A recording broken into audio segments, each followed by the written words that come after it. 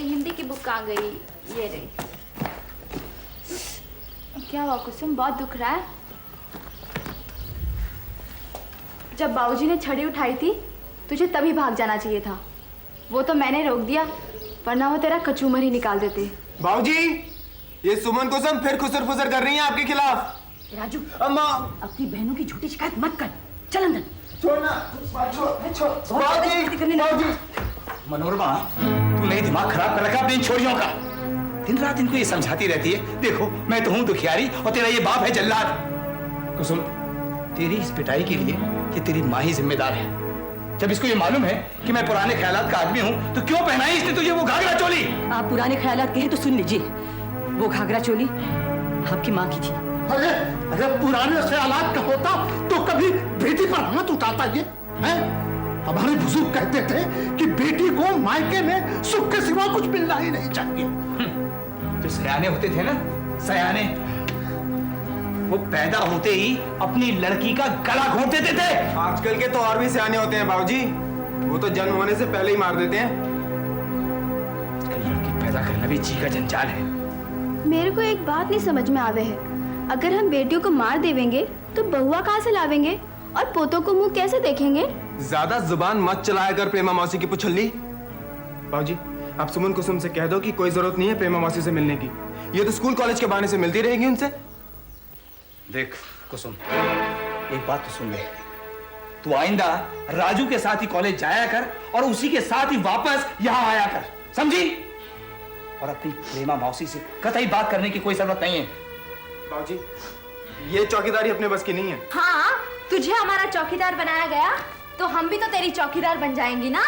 फिर कैसे करेगा तू मौज मस्ती? मैं ऐसा कुछ करता ही नहीं कि मेरी चौकीदारी जरूरी हो, समझी? वैसे मैं आपकी थोड़ी बहुत ही चौकीदारी कर ही देती हूँ राजू भाई जी।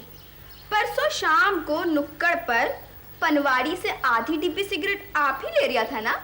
क्यों बे राजू, तू सिगरेट भी पीने लगा है? बाबूजी, वो नाटक के लिए खरीद रहा था सिगरेट। क्यों क्यों क्यों?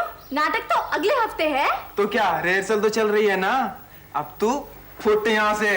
क्यों, तू नहीं चलेगा हमारे साथ चौकीदार बनके? सबसे बड़ा चौकीदार तो भीतर का संस्कार होता है। जा। और वो संस्कार इन्हें तेरे पीहर वालों से मिले। जैसे तेरी बहन है ना प्रेमा, वैसे ही बन जाएगी तेरी ये छोरी भी। देख छोरी, तू कुछ भी करना, लेकिन अपनी प्रेमा मौसी से बात मत करना। अरे छोड़िए ना बाबूजी, बेचारे की नींद दुख रही है। अरे कब तक दुखती रहेगी ये नींद? ये तो अब जिंदगी भर दुखेगी बाबूजी।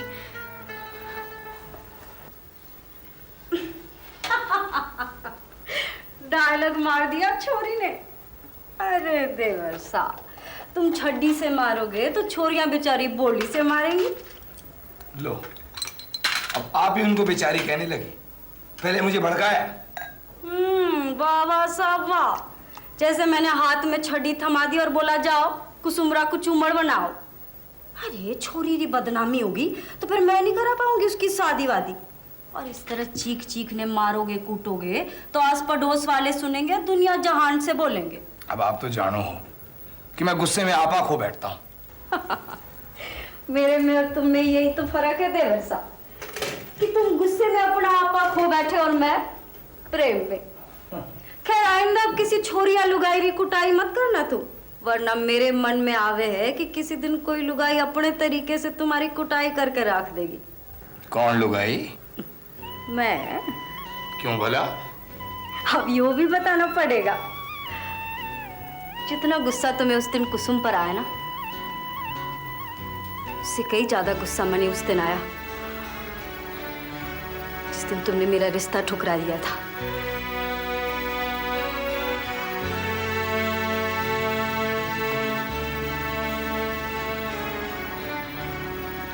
अब काहे को गड़े मुर्दे उखाड़ती हो देव की भौजाई? काय वास्ते अपने को मुर्दा बोल रहे हो? अभी तो बहुत जान बाकी है तुम में। आओ चलो मैं दिखाती हूँ कि हेतराम ने मेरे लिए क्या गिफ्ट भेजा है। आओ ना। ये देखो, लेटेस्ट मॉडल रहा फॉरेन वीसिया। हाँ, आराम से लेटा लेटा इससे चौड़ करो और देखो सनीमा। आएगी तू मेरे सपनों की रानी, कब आएगी तू? आए हुक्म से बड़ा जोर से गाना। चिंटू, बीती जाए जिंदगानी कब आए चिंटू, चलिया तू। वाह भाई वाह वाह। मेरे लायक देवरा रे तो पूरी फौज है फौज, और सब बड़ा ही मनमौजी है। कभी कोई गिफ्ट दे जावे, कभी कुछ। घर मेरा माल गोदाम बना के रख छोड़ेंगे। एक तुम ही हो जो कभी कुछ नहीं देते, उल्टा कोई चीज ले ही जाओ। भगवान ने चाहा ना तो देव की भौजाई, तो मैं इस दुनिया की सारी दौलत तुम्हारे कदमों पे लाके रख दूंगा। हाँ, भगवान तो पता नहीं कब चाहेगा। तब तक तुम ऐसा करो कि हेतराम से फोन पे कह दो कि अगर सुमित्रा का मामला एक दिन अदालत में पहुंच गए हो तो तुम हेतराम के हक में हलफनामा भर दोगे। ये बेतारा फोन भी हेतराम ने भिजवाए हुए। हाँ देवर साहब, मैं देव की भौजाई बोल रही हूँ। हाँ जी हाँ हाँ हाँ, मैंने भैरव प्रसाद से बात कर ली है। सुमित्रा रो भाई, हाँ वो तो हो गया राजी। हाँ, आप बात कर लो फोन पे। लो साहब, बात करो फोन पे। हेतराम जी की जयराम जी, जयराम जी की हेतराम जी। जी सुमित्रा से तो हम लोगों का कोई मतलब ही नहीं है जी। जी आप जैसा कहेंगे ठीक वैसे ही कर लेंगे। हाँ देव की भौजाई से पूछ लूंगा।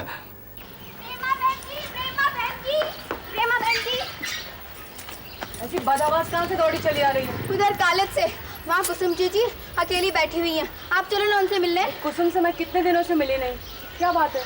मैंने बोला था ना बहन जी, उनके बाबूजी ने आपसे मिलने के वास्ते मना कर दिया है। मना कर दिया? हाँ, और इसी वास्ते वो मेरे को बोली कि प्रेमा मौसी को जो बोलने को बोल गए हैं सो तू ही बोला, और जो कागज पेन देने को बोल गए हैं ना वो भी तू ही दिया। तो मैंने मना कर दी। किन्होंने दिया कागज पेन? पता नहीं क्या बोलती जा रही है तू पगली। उन्होंने दिया था जिनका नाम लेने से आप चिढ़ जाते हो। किनका नाम लेने से चिढ़ती हूँ? आपका, डॉक्टर साहब का।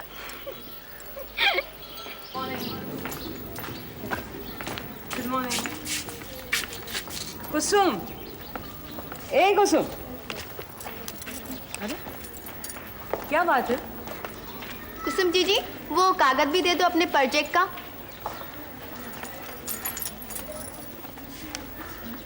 ये क्या है? ये तो कुसुम जी समझा सके, प्रोजेक्ट की बात अपने पल्ले पड़ी नहीं। तो उसे बताने देना, वो गूंगी थोड़ी है। कुसुम, देख मैं तेरी मौसी नहीं मास्टरनी भी हूँ। मुझसे तेरी बोलचाल कोई बंद नहीं करा सकता। डॉक्टर कुमार ने कहा है कि वो पेन आपसे फिर कभी ले लेंगे। फिलहाल आप इससे रिसर्च ग्रांट की अर्जी पर दस्तखत करके भिजवा दीजिए। सुजानपुरा में घरेलू औरतों के शोषण के बारे में सर्वे करने के लिए आपको पैसा मिलेगा। और आपका डॉक्टर साहब को आपके साथ इधर रहने का मौका भी मिल जाएगा। ऐसा वो बोले क्या? नहीं बहन जी, ये तो मैं बोली अपनी अक्ल से।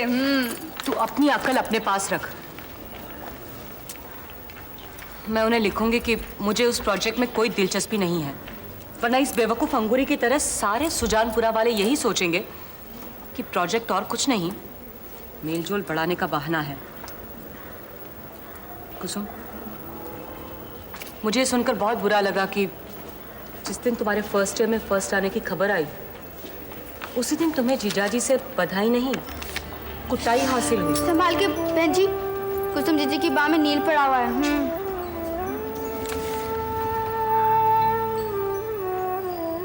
कितनी अजीब बात है कुसुम, नारी शक्ति के पक्ष में तेरे निबंध पर आज ही तुझे 101 रुपए का पुरस्कार मिला है, और आज ही मैं तेरे बदन पर नारी की शक्तिहीनता आंकी हुई देख रही हूँ। चुपचाप मत सहा कर जुल्म। बाबूजी तो इसी साल शादी कर देने की बात कह रहे हैं। तो फिक्र मत कर, मैं घर आऊंगी उनसे लड़ने और इनाम की रकम तुझे देने। ठीक है?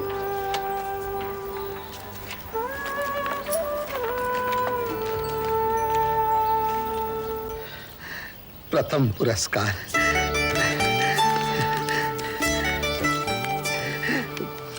चितेरा बिटिया, चितेरा। आज तक मेरे बेटों ने तो कभी पैसा लाकर मेरे हाथ पर रखा ही नहीं।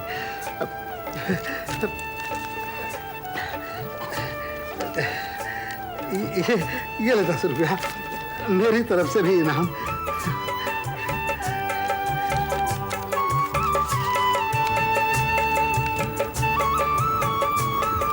माँ, इससे तू अपने लिए कुछ खरीद लेना। तेरे पैसे मैं नहीं ले सकती बेटी। क्यों? रख ले। तो इस जरूरतमंद को दे दे।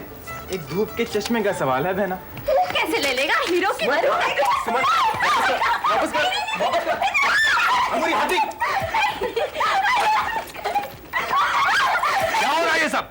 बाबूजी, कुसुम को मर्दों के खिलाफ लिखने के लिए इनाम दिलवाया प्रेमा मौसी ने। अब वो मैं ले रहा हूँ तो ये सुमन लेने नहीं दे रही है।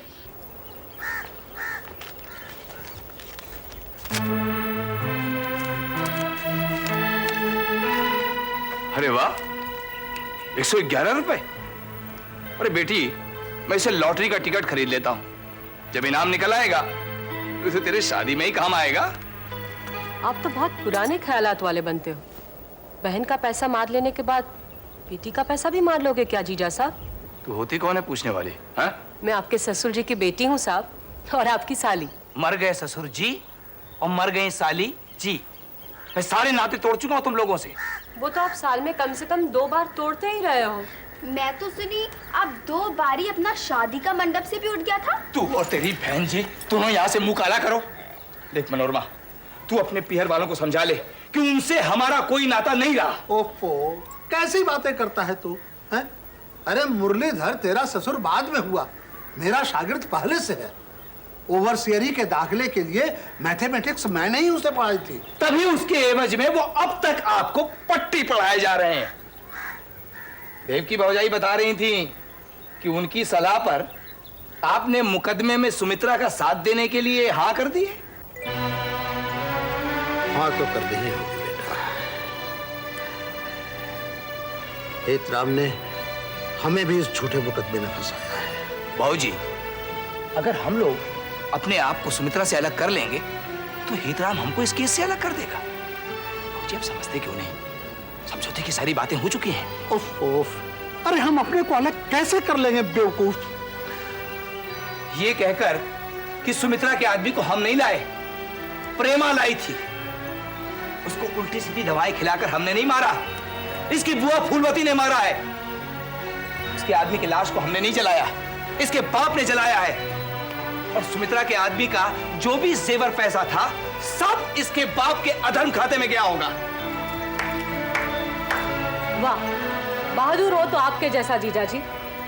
बेटी को छड़ी लेकर पीट लेते हो, विधवा बहन को धक्के देकर घर से निकाल सकते हो, बेटी और बहन का पैसा मार सकते हो, बेटी को बदनाम करवा सकते हो, और बहन को झूठे केस में फंसवाने वालों की मदद भी कर सकते हो। यहाँ से चली जा वरना मैं। वरना क्या? अपनी बहादुरी की एक और बहानगी पेश कर दोगे आप? मनोरमा, तू अपनी बहन को यहाँ से धक्के मार के निकाल दे और तू अंदर आ। मुझे तुझसे कुसुम की शादी के बारे में बात करनी है। कुसुम की शादी के लिए इतनी जल्दी करने की कोई जरूरत नहीं है जीजा जी। और तुझे भी यहाँ खड़े रहने की कोई जरूरत नहीं है। तू जा अपने उस लोफर कुमार के पास और मेरी बेटी को बख्श। तू चली जा प्रेमा, इनका गुस्सा तो तू जानती है, चली जा। मैं तो इतना जानती हूँ, जब तक कुसुम पढ़ लिख कर अपने पांव पर खड़ी नहीं हो जाती, उसकी शादी का सवाल ही नहीं उठता। जहाँ मेरे जहरीले ससुराल वाले खड़े हो ना, वहाँ मेरा सांस लेने का सवाल ही नहीं उठता। कहाँ जा रहे हैं आप? जहन्नुम में।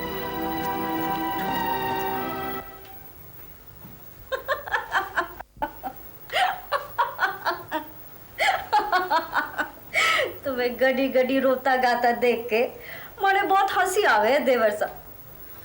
तुम कैसे मर्द हो कि तुम्हारे घर में तुम्हारी एक भी बात नहीं मानी जावे? अजी बात हो ही कहा सकी, वहां तो प्रेमा पंचायत लगाए बैठी थी। अरे तो बात करने की जरूरत ही क्या है? तुम हुक्म दो तो मैं अभी हाल बात पक्की कर दूं। ला जरा फोन दो उठा के। वो लड़का तो आपका देखा हुआ है ना? देखियोड़ा भी है और पास की ओड़ा भी है। और फिर तुम तो जानो देवर साहब कि किसी मामूली पर तो अपनी नजर टिके नहीं। वैसे तो छोरे को रोकने के वास्ते मेरा एक खून ही काफी है, पर इस एतबार को मुझे शहर जाना है। तो मिलने का टाइम तय कर लेती हूँ, साथ चल के देख लेना, और जो छोरा पसंद आए तो रोक लेना। अब हाँ रामलाल, हाँ मैं देव की भौजाई बोल रही हूँ। तुझे खुशखबरी सुनाई तो तेरा मुंह क्यों लटक गया? मेरा भला होने की खबर सुन के तुझे बुरा लगता है क्या? मैं सोच रही थी लड़के के बारे में थोड़ी पूछताछ कर लें पहले। बता तो दिया, लड़का अच्छे घर का है, अच्छी नौकरी में है, और अपनी बेटी का उससे रिश्ता कर दें तो इस घर के सारे कलह कट जाएंगे। लोग कहते हैं देव की मौसी रिश्ते करा तो देती है, मगर उनमें कुछ ना कुछ गड़बड़ निकलती है। लोग नहीं कहते, तू कहती है। सुमित्रा का रिश्ता उन्होंने पैसे वाले घर में कराया जरूर, लेकिन बीमारी की बात छिपा गई। कहीं इस लड़के में भी कोई खोट ना हो। खोट तेरी अकल में है। देव की भौजाई कोई डॉक्टर नहीं है जो उन्हें सुमित्रा के घर वाले की बीमारी का पता चल जाता। शिवलाल जी की बेटी का रिश्ता जिससे कराया उसकी उम्र छिपा गई। लड़की से पूरा 12 साल बड़ा निकला वो। तो क्या शिवलाल जी को 12 साल छोटा चाहिए था अपनी छोरी से? लोग कहते हैं देव की मौसी बिना स्वार्थ के कोई काम नहीं करती। आप लड़का देख भले ही ले, पर पूछताछ किए बगैर रोकिए मत। लोग नहीं कहते, तू कहती है। तू जलती है देव की भौजाई से।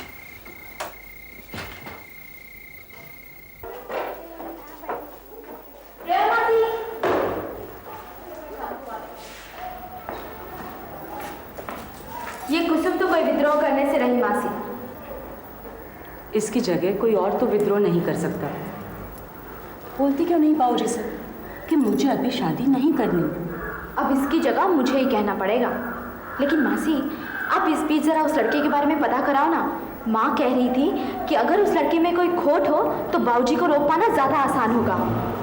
कोशिश तो पूरी कर रही हूँ पता करने की, लेकिन तू जीजी से कह दे कि जीजा जी को जाने ही मत दे। ठीक है मासी।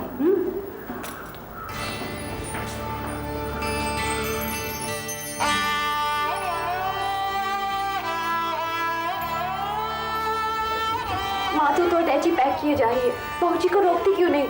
बहुत कोशिश करके देख ली बेटी, वो मानते ही नहीं। बाबूजी जरा आके इनके ड्रामेबाजी बंद कराइए, मेरी पढ़ाई डिस्टर्ब हो रही है। भीतर तेरी माँ ड्रामेबाजी कर रही है और बाहर तेरे बाबा जी कहते हैं रुक जा, नाते रिश्तेदारों से सलाह कर लेने दे। और इसकी बहन प्रेमा गई है लड़के के बारे में पूछताछ करने। मैं कहती हूँ 2-3 दिन के वास्ते रुक जाइए ना। क्यों रुक जाऊं? अरे क्यों रुक जाऊं? जब मैं खुद जा रहा हूं उस लड़के को देखने, तो मैं तेरी बहन की सलाह या जानकारी के लिए क्यों रुक जाऊं? बाबूजी, कुसुम आपसे किसी से जानकारी लेने के वास्ते रुकने को नहीं कह रही है। वो तो यही कह रही है कि वो अभी शादी करना नहीं चाहती। कुसुम को जो कहना होगा वो खुद कहेगी, तू क्यों बगे जा रही है? बाबूजी, वो तो आपसे कुछ बोलते हुए डरती है, लेकिन उसके आंसू तो बोल रहे हैं। उसके आंसू कुछ नहीं बोल रहे हैं, तेरे मुंह से तेरी मौसी के बोल फूट रहे हैं। नहीं बाबूजी, ये ठीक कह रही है, मैं भी शादी करना नहीं चाहती थी। बेटी, कोई भी छोरी पीहर या मायके से नहीं जाना चाहती, इसीलिए शादी के बाद आती ही वो रोने लगती। अब देख तेरी माँ भी कितना रोई और अब देख कितना खुश है वो। मेरे खुशी के मौके पे इस तरह मुंह लटकाए क्यों बैठी है? तो अपनी लड़की को ये बताना चाहती है ना कि तुम मुझसे शादी करके खुश नहीं है? मैंने ऐसा कब कहा?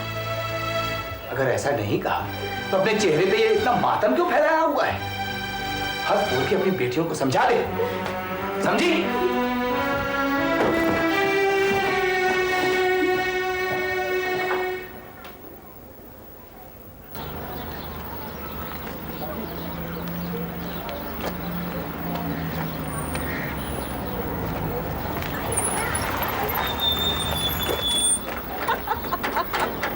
घर से लड़के आए हुए, रास्ते भर मत मुझसे लड़ते रहना। ऐसा कभी हो सकता है क्या?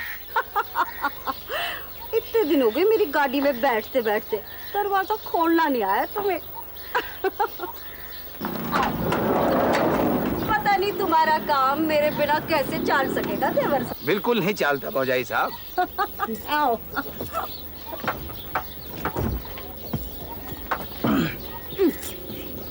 गाड़ी हाको ड्राइवर साहब।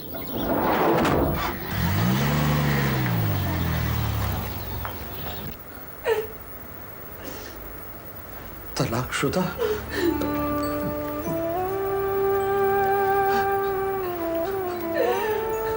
तुम्हें कैसे पता चला? बाबा जी, बाय चांस पता लग गया। जो वकील सुमित्रा बहन जी का केस हैंडल कर रही थी, उसी ने वो तलाक का केस भी हैंडल किया था। उसी ने बताया कि वो लड़का 36 साल का तलाकशुदा हैवान है, जिसने अपनी पहली पत्नी को जिंदा जलाने की कोशिश की थी।